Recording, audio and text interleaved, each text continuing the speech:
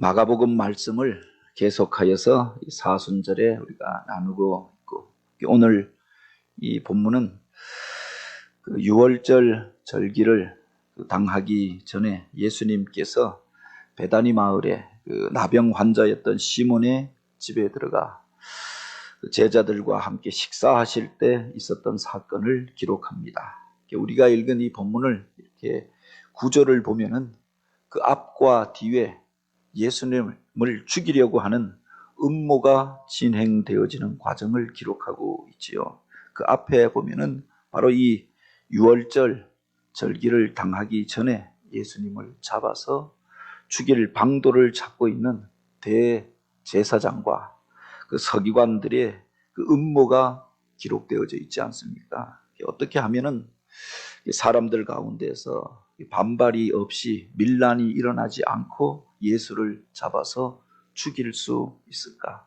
예수를 죽이려고 하는 음모가 진행되는 과정 속에 있었던 일입니다. 그리고 바로 이 사건 뒤에 보면은 예수님의 제자 중에 한 명인 가룟 유다가 바로 그들을 찾아가서 예수가 있는 곳을 알리고 예수를 사람들이 모여 있는 그 자리가 아니라 은밀한 곳에서 한밤중에 기습하여서 그렇게 잡아다가 그들이 죽일 수 있는 그 방도를 그들과 함께 그 음모에 가담하게 된, 그래서 예수님을 배반하고 그들을 찾아가게 된 사건을 기록하고 있지요. 위기가 고조되어지는 그 지점에 바로 예수님께서 베다니의 나병 환자였던 시몬의 집에 들어가 그들과 함께 식사를 하셨다고 하는 겁니다. 그때 한 여인이 주님 앞에 나와 식사를 하고 있는 주님 앞에 바로 순전한 나드 한 옥합을 가지고 와서 그것을 깨뜨려 주님의 머리에 부었다라고 하는 겁니다. 주님께서 식사를 하고 있는데 아마 예수님의 제자들도 대부분이 남자였고 바로 이 나병 환자였던 시몬도 남자였고 그들끼리 식사하고 있는데 한 여인이 와서 그 옥합을, 그것도 주님 앞에 조금 이렇게 찍어서 바르고 흘려 드린 것이 아니라 그 옥합을 깨뜨려 주님의 머리에다가 부었다. 이게 얼마나 황당한 일이었고 또 예기치 못한 사건이었겠습니까? 그래서 이 본문에 이것이 기록되어져 있다고 하는 겁니다. 위기가 가중되어지는 그 와중에 바로 예루살렘의 그 교권을 잡고 있었던 이들은 예수님을 죽일 음모를 잡고 있었고, 제자들 가운데서도 한 사람, 두 사람 그 마음이 떠나서 예수님을 배반하고자 이 음모에 가담하게 되어지는 그 와중에 그 결정적인 계기가 되는 한 사건이 바로 이 베다니 마을에서 일어나게 되어졌던 거죠. 보통 향유라고 하는 것, 여기 나드향이라고 하는 것은 이스라엘에서 구하기 쉽지 않은 향유라고 이야기하죠. 그리고 이 향유라고 하는 것도 일반적으로는 귀한 손님이 오면은 지금처럼 물이 많아서 샤워하고 씻고 할 수 있는 상황이 아니기 때문에 사람들의 냄새를 이렇게 잠재우기 위해서 한 방울 두 방울 귀한 손님이 오면은 그 집에 들어올 때 그렇게 향유를 그에게 묻혀주어서 떨어뜨려서, 그래서 그가 좋은 향기를 맡으면서 그 집에서 식사를 할 수 있도록, 그래서 귀한 손님에게 대접하는 방법이었다고 하는 겁니다. 그런데 한 방울 두 방울이 아니라 그것을 그 옥합 속에 들어있던 그것을 깨뜨려 주님 앞에 부어 버렸다고 하는 겁니다. 그것으로 인하여서 그 제자들 가운데에서 그 여인을 향하여서 책망하는 일이 있었고, 이 향유를 300데나리온 이상에 팔아 가난한 자들에게 줄 수 있었겠도다, 그렇게 말하는 이도 있었다라고 이야기하고 있습니다.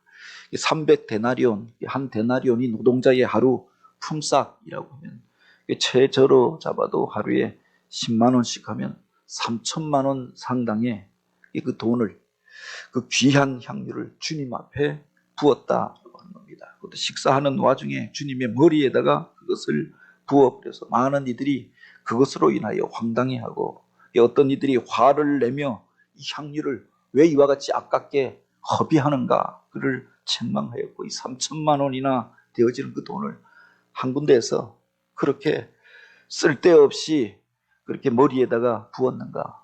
그 여인을 향하여서 함부로 공격하는 일들이 있었음을 이야기하지요. 그런데 주님께서 오히려 그 여인을 칭찬하시는 겁니다. 황망한 중에 있었던 일이었는데 오히려 주님께서 가만두라. 너희가 어찌하여 그를 괴롭게 하느냐.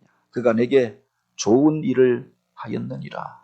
그를 칭찬하십니다. 그리고 가난한 자들은 항상 너희와 함께 있을 것이니 너희가 아무 때라도 그들을 도울 수 있지만 그 여인은 힘을 다하여서 내 몸에 향유를 부어서 바로 나의 장례를 준비하였느니라. 주님께서 당신이 이제 고난당하고 죽게 되어서 그 제자들과 함께하여서 먹고 마실 수 있는 시간이 얼마 남지 않았음을 이야기하시며 이 여인이 나의 죽음을 준비한 것이라 라고 그렇게 말씀하십니다. 그리고 복음이 전파되어지는 그곳에 바로 이 여인이 행한 일도 말하여서 전하여서 그를 기억하게 하라. 우리 신앙의 중요한 요소가 바로 이 자리 가운데 있었음을 이야기하여 주었던 거지요.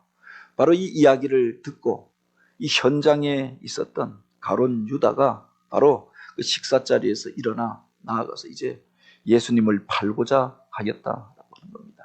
다른 성경에 보면 이 여인을 향하여서 화를 내고 책망하였던 그 사람이 누구인가? 물론 다른 제자들도 같이 동조했겠습니다만 이 말을 하였던 가룟 유다가 그렇게 하였다라고 이야기하고 있지요. 일반적으로 보면은 오늘 우리도 그렇게 반응하지 않았겠는가? 우리들이 어느 집에 가서 신방을 하는데 와서 그 향유, 옥합을 그 귀한 것들을 식사하는 동의를 얻고 양해를 구하고 하는 것이 아니라 그것을 깨뜨려서 머리에다가 부어버렸다라고 하면 이게 얼마나 황당한 일이겠는가. 혈기 있는 사람은 일어나서 이게 무슨 짓인가, 그리고 이 아까운 것을 왜 이렇게 하는가 말하지 않았겠습니까?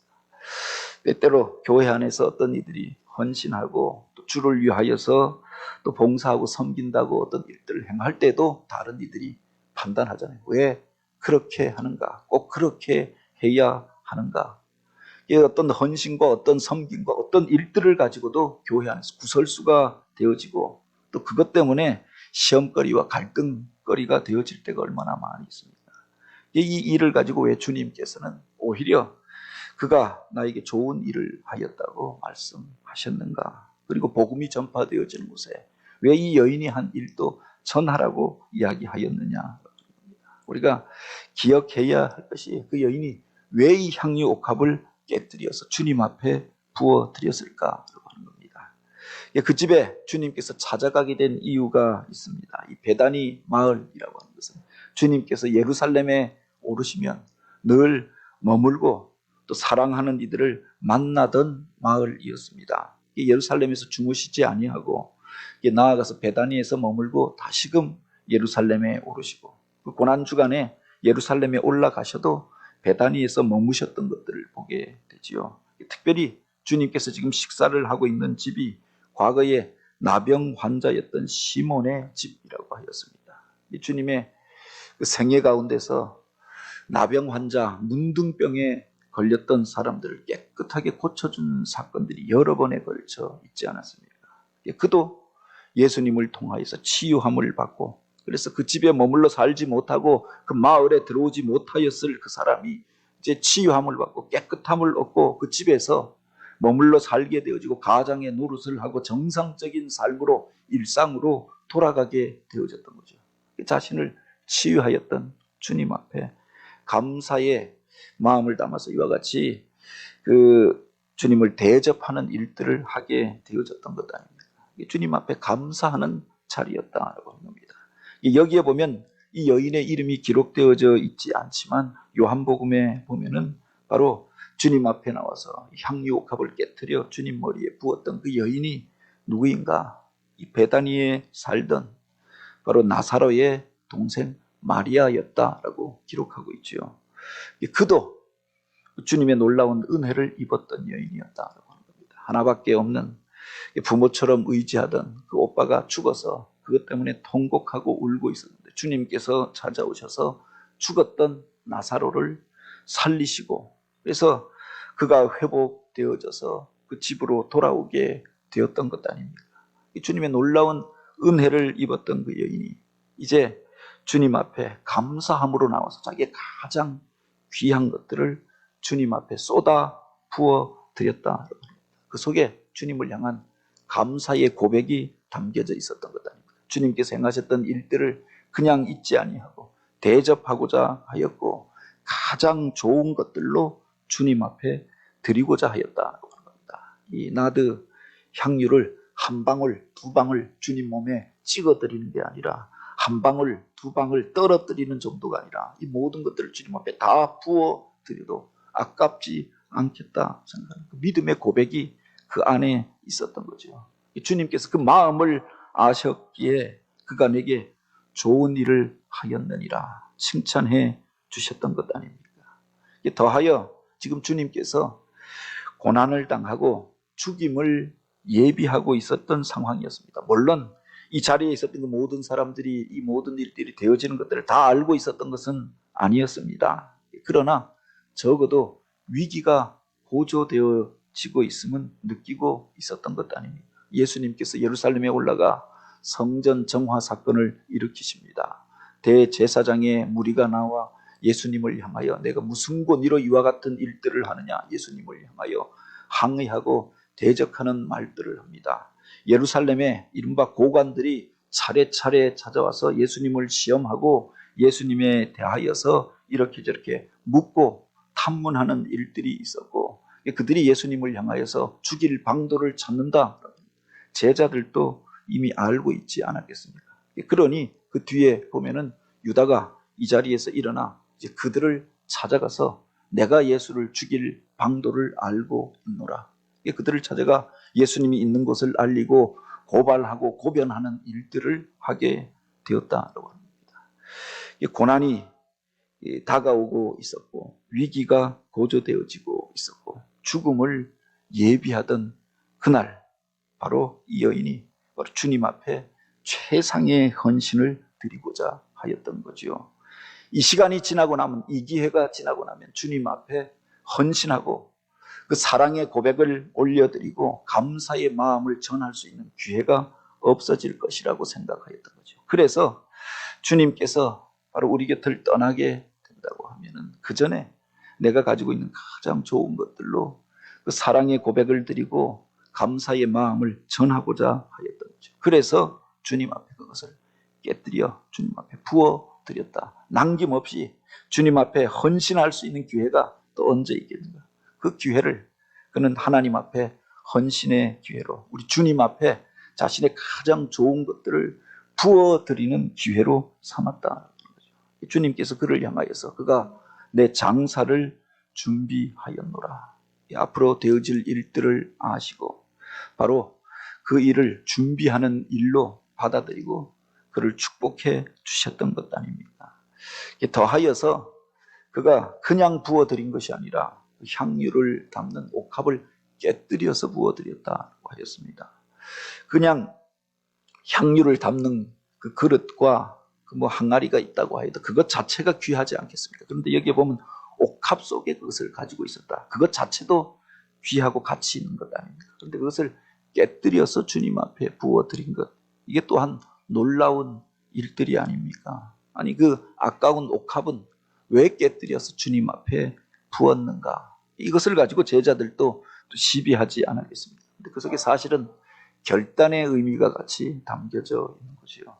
다시금 내가 이와 같은 것들을 내 집에다가 이 옥합 앞에 보관하여서 그것을 의지하지 않고 살겠노라라고 하는 결단의 의미가 그 속에 같이 담겨져 있었던 겁니다. 물론 그가 어떻게 그 집에 향유를 그 옥합 안에 보관하여서 3,000데나리온이나 되어지는 그 많은 양을 그 귀한 것들을 갖고 있었을까에 대한 여러 가지 추정과 사람들의 그 주장들은 있습니다.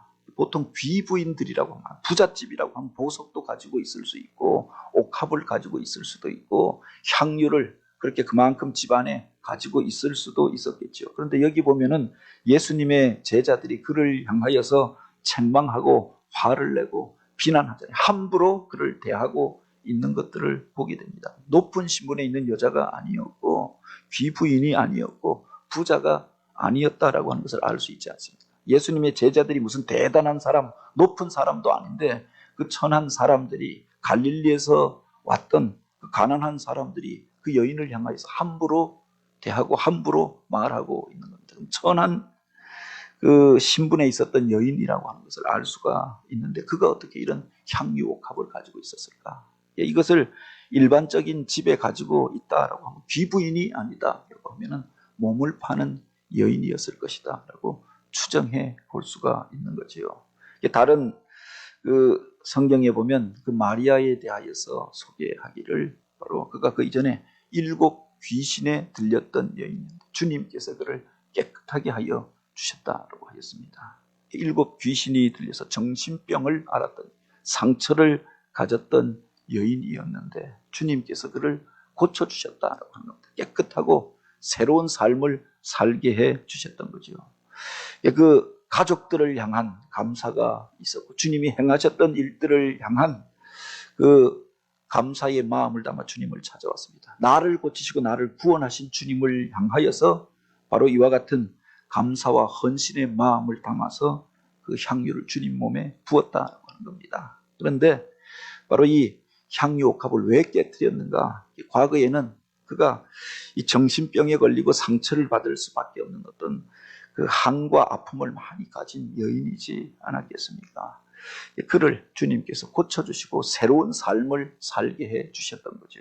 내가 이제는 이와 같은 것을 의지하지 않고 바로 주님만을 위하여 살겠습니다라고 하는 결단의 의미가 그 속에 담겨져 있었던 겁니다. 일반적인 여인들이 자기 몸을 단장하고 몸에서 그렇게 향기를 내기 위하여서 향유 옥합을 가지고 있었는데 추정하기로는 몸을 팔면서 그렇게 세상 가운데에서 이 일들을 자기의 생계를 꾸려가며 살던 여인이었는데 내가 이와 같은 것들로 인하여서 이런 일들을 하고 이제 다시는 살지 않겠노라. 그래서 자기가 의지하던 사실은 사업 미천이었고 그 사업의 가장 중요한 계기가 되어졌던 그 옥합을 깨뜨려서 이제 다시는 내가 이와 같이 내 몸을 치장하고 향기를 내어서 다른 사람을 유혹하는 그런 자리 가운데서 그것을 통하여서 먹고 살지 않겠노라 결단하면서 그것을 아예 깨뜨려 버렸다. 그리고 바로 그 귀하신 주님 앞에 모두 부어드리고 새로운 삶을 살기로 결단하였던 거죠. 그것을 주님께서 기뻐 여기시고 내가 그 진실로 너희에게 이르노니 온 천하에 어디서든지 복음이 전파되는 곳에는 이 여인이 행한 일도 말하여 그를 기억하라 이렇게 말씀하셨던 것 아닙니까? 우리가 복음을 듣고 예수를 믿습니다 그 정도가 아니라 주님 앞에 감사하고 헌신하고 삶을 결단하며 새로운 삶을 살기로 온 마음을 다하고 힘을 다하여서 그렇게 결단하는 그를 주님께서 기뻐 여기시고 축복해 주셨던 거지요. 주님께서 고난을 당하시고 당신의 생명을 내어 주셨던 성금요일을 준비하고 특별히 더러운 발을 씻겨 주셨던 세족 목요일 아침입니다. 우리를 위하여 우리의 더러운 것들을 씻겨 주시고 또 치유하시고 그리고 그 생명까지 내어 주셨던 주님의 사랑을 기억하며 오늘 우리는 주님을 위하여 무엇을 할 수 있겠는가? 감사의 고백들을 올려드리고 단지 한번 감사하고 마는 것이 아니라 바로 내 삶을 결단하면서 과거에 내가 의지하고 쫓아가던 그것을 주님 앞에서 이제 깨뜨려 버리고 내려놓고 새로운 삶을 향하여 결단하며 주님 앞에 나아갈 수 있는 그런 기회가 되길 원합니다.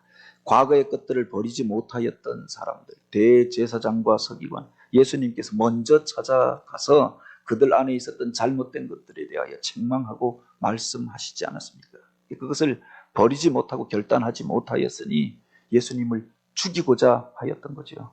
자기가 가지고 있었던 가치관과 세상적인 판단들을 내려놓지 못하였던 가룟 유다는 이제 예수님을 배반하고 팔고자 하였습니다. 그러나 이 와중에 자기 삶을 결단하였던 이 여인, 그 신앙을 우리가 기억하며 주님 앞에 삶을 결단하고 더 가까이 나아가며 그래서 주님의 놀라운 은혜를 덧입고 또 복음이 전파되어지는 곳에서 많은 사람들 가운데 그 이름이 불리어지는 그런 사람, 그런 교회가 되어지길 주님의 이름으로 축복합니다.